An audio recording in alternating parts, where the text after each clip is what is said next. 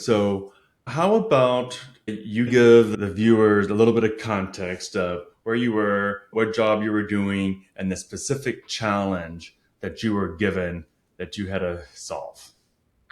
So I was recruited to be the executive vice president of operations and transformation at Salesforce in the early 2000s. It was when it was just approaching $1 billion in sales.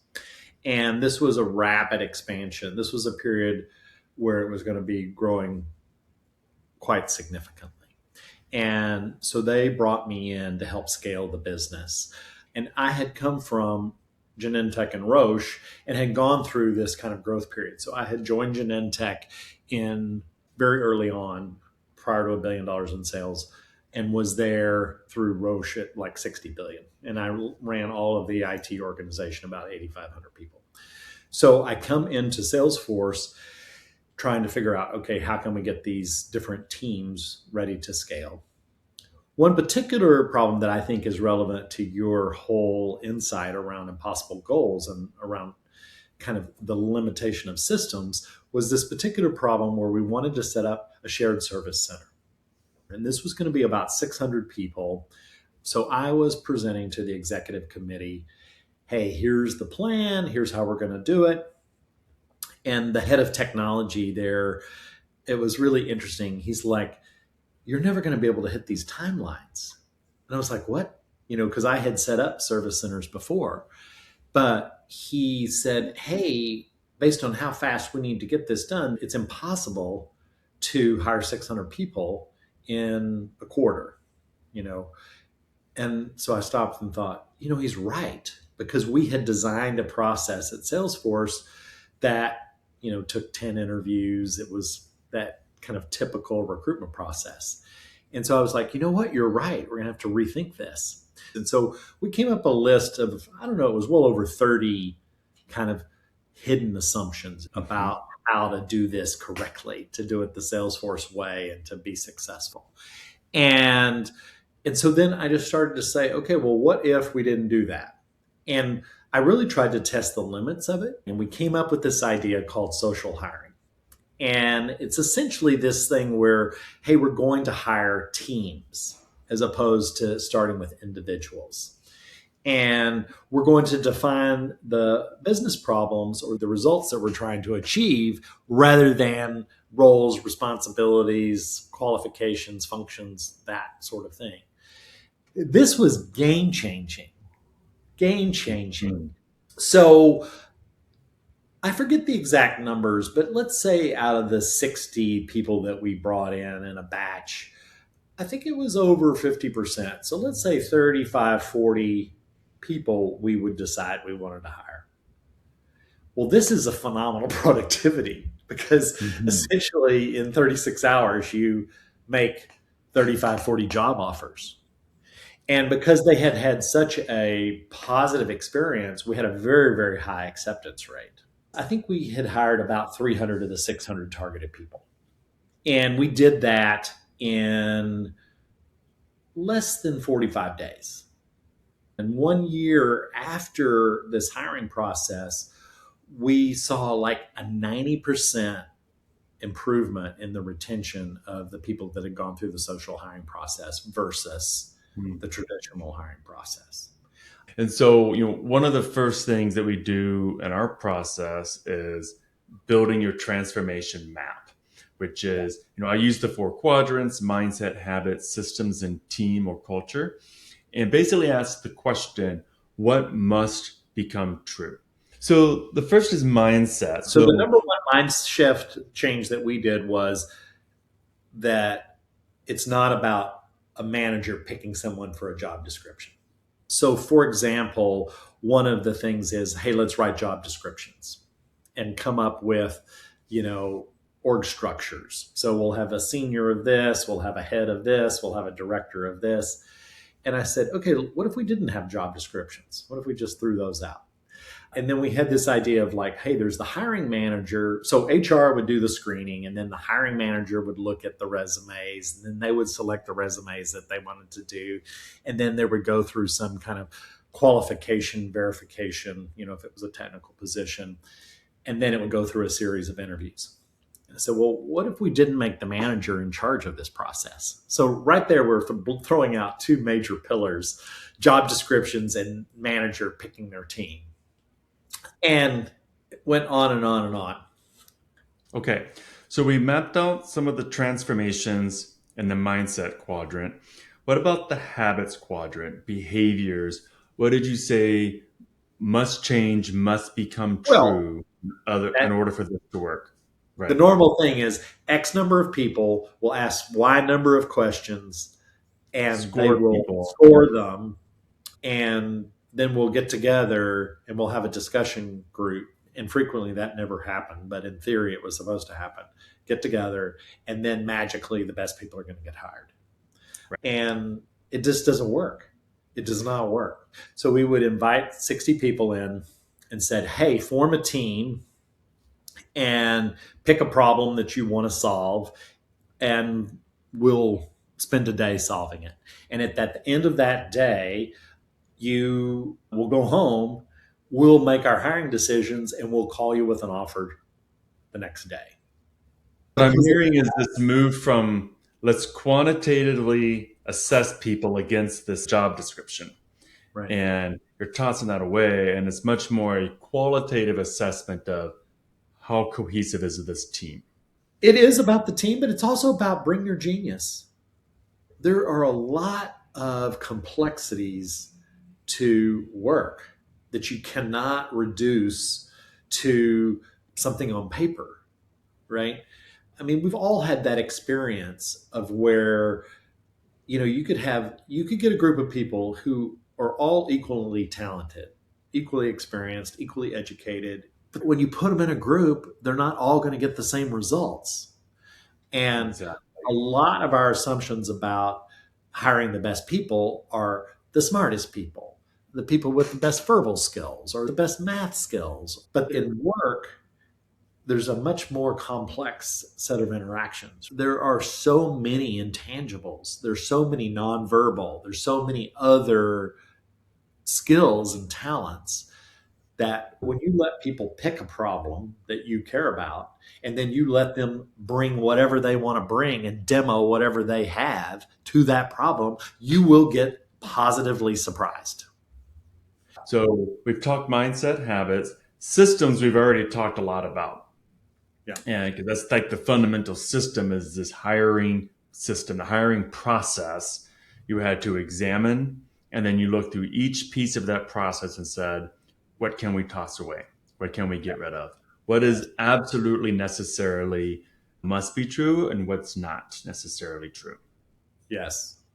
So you And I put would it say under that I think the insight that we had was that a lot of it's over rationalized, and right. that the false rationalization or the reasoning turns out to not hold up in real world environments over time. I think it also gets to the fact that interviewing is a bad way to assess people. Yeah.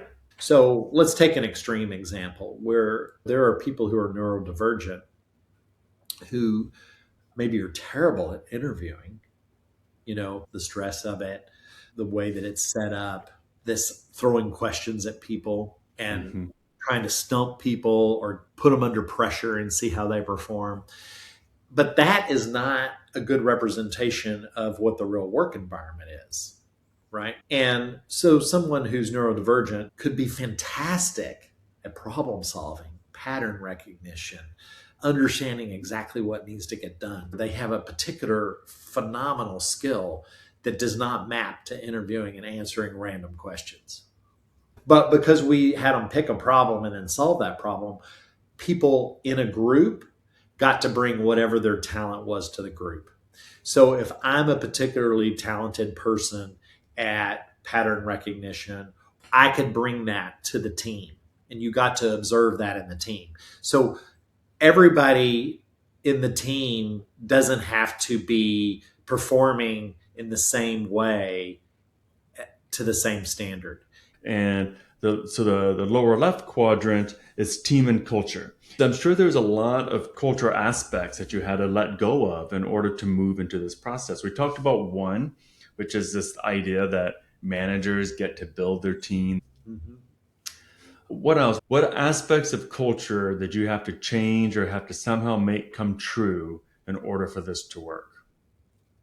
Well, I think the idea that managers know best was a big Mm, cultural shift where there was a lot of resistance because people take on the title of manager, director, whatever, because they demonstrated an ability to achieve a result through control, structure, process, methodology. And the problem with that is, particularly in a rapidly growing organization, is the person who hired you frequently isn't your manager 6 months from now. People were having 3 or 4 managers in a year, right? So it's not that kind of static environment. People are not static, neither managers nor employees. They're organic, they're constantly changing, their needs are changing.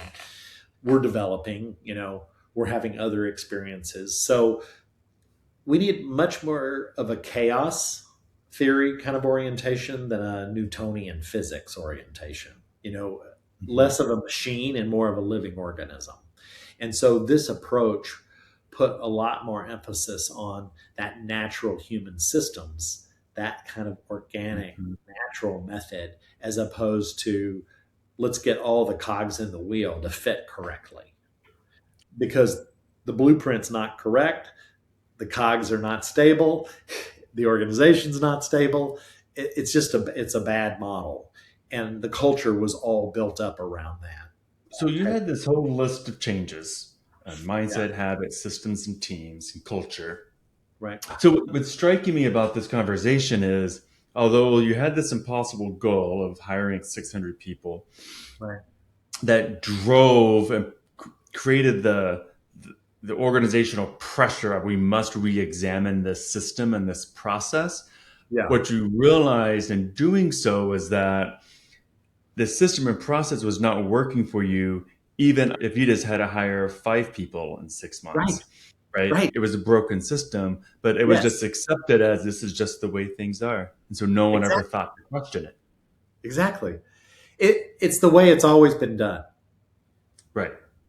And the thing is, was we had terrible satisfaction scores. And I'm sure people in the audience have all had bad interviewing Yeah. experiences. So maybe all the people they met were great or whatever, but how long it took, or the gap between what the Mhm. interview was about and what the job was really about, the gap between what the interview or the job description said and what onboarding was, or what your development was, or what your experience in the job was. Like the historical system is so disconnected from the reality, and that always causes problems downstream. Right. And we stood that on its head. How did you know where to begin? Because that's those are some big changes in an Yeah. organization. Well, we had the advantage of this was a clean sheet of paper, Yeah. right? It was a new office and a new place with new people. So taking advantage of that circumstance was a very important aspect, kind of really understanding what opportunity does this create, right? So that was a starting thing. The second Mhm. was I put on a big sales pitch for people. I had to convince these 40 managers. And how I did it was I just highlighted the facts of how broken the current system was. I'm like, hey, this thing is not working that great. And here's the data to prove it, right? So I just kind of held up the mirror, if you will, on how long it took, how many interviews, how many people dropped out of the process, how bad our ratings were, and then saying, we don't have to just accept this. What could we do differently? The second was to just get people to be curious and open to experimenting. So I told them, hey, let's just try this. If it doesn't work, and it might not work because we had never done it before. So I didn't know this was going to work. So you have to be willing to accept that it might not work. You know, now we put a lot of thought in it to try to avoid that. But I guess I want to make the point that success is not guaranteed. And if you try to reduce all the risk, you're going to get Right. to the common denominator. You're going to get Well, to some compromise that doesn't take advantage of the opportunities, does not innovate. right. And what I love what you said is rather than just because I'm sure there's probably managers out there that had to do some quick hiring and it was just they just worked extra hard and just pushed a lot of hiring through the existing system. So we're just gonna have to push it through and kind of grind it out. And but what you're saying is that when you instead of trying to push through a system that's resisting change, if you take the stop, kind of walk outside, step outside the system and look at it, all of a sudden you can see how broken it is and the Yes. problems there are, and you can see how to change it. And that's one of the values of setting an impossible goal. It forces you to step out and look at the system. Yes. And at the same time, though, it's not going to show you what's going to work. That still has to be invented, which Yes. means, as you said, you have to enter an experimentation phase, a Yes. curiosity phase, where Yes. you have to try stuff. Some things you try, you realize, oh, that doesn't work. Let's try this. Yeah. The one Every that time works. we did it, we made improvements. Right. Okay. So one thing I want to dive into now is where did you meet resistance? The number one enemy of change in any organization as it relates to people is the HR department. Of course. It's it's absolutely anathema And I'm to. sure they were probably just absolutely not to this idea. Oh, Were they they hated not? it. They Yeah. hated it. They hated it. They had all the reasons to think about it. And how I was successful in that was the truth. So the truth was we were not going to be able to hit our goals doing it the way we were doing it. The current method did not meet the performance requirements. So they could complain about my idea all they wanted. I'm like, great, what's the alternative? Hmm. And they didn't have an alternative. So I'm like, all right, we're going to do it this way. It's my budget, my people, my thing. So, and I invited them. They came to the event. They were there as observers. And once they observed it, they changed their mind. Hmm. So what would you say to say someone lower in the organization? Well, I always value objections and resistance. So I don't want to leave people with the impression that success or the point of engagement is how to crush or overpower or steamroll or Right. pick whatever verb you want to use. Objections and resistance. I want to really stand up and say resistance and objection are valuable. They can be Hmm. wrong, but they can also be valuable. So so I have a deep respect for resistance and objections because they contain information. And so, wherever you are in the organization, if you're going to overcome or work around or change, start with a deep appreciation for it. Because what that Mm. deep appreciation can do is tease out what's really the issue or what's really the problem, right? And if you're lucky, you can get an insight into, oh, this is the real concern. And then you can come up with an innovation or a proposal or a thing to address the real concern. So objections or resistance can sometimes just be like look like a wall or a big hand. But if you zoom in and get and really and appreciate it, then that big wall or that big hand or that big no, you can start to see where's the opportunity there for the. So, what experience would you take from this to apply to another big impossible goal that if you were to take one Oh, on tomorrow? yes, I think your framework is the best one. Okay. I hands down.